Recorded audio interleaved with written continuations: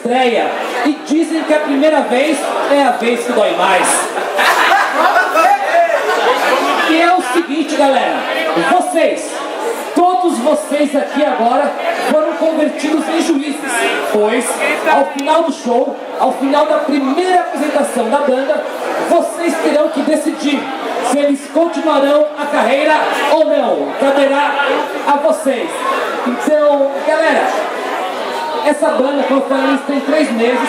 Eles surgiram de várias outras bandas de São Lourenço que estavam acabando e formaram uma banda só. E nesses 3 meses conseguiram uma harmonia astral que eles não conseguiam em nenhum outro projeto. A banda foi formada para tocar hard rock e glam rock, porém hoje será um show especial, tocando blues, tocando hard, tocando punk, tocando várias coisas que influenciaram os Guns N' Roses.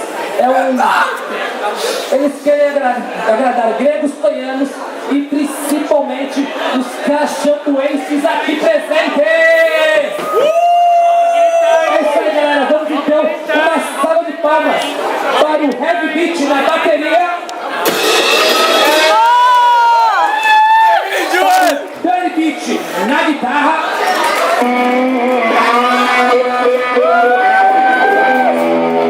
para o professor de canto, Beat nos vocais,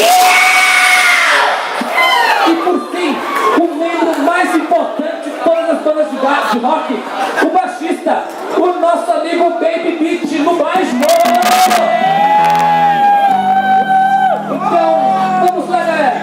Primeiro show, primeira noite, 3 dias de evento. Eu peço para vocês uma salva de palmas, uma calorosa recepção para as meretrizes do rock, para o Bey, para o Velvet.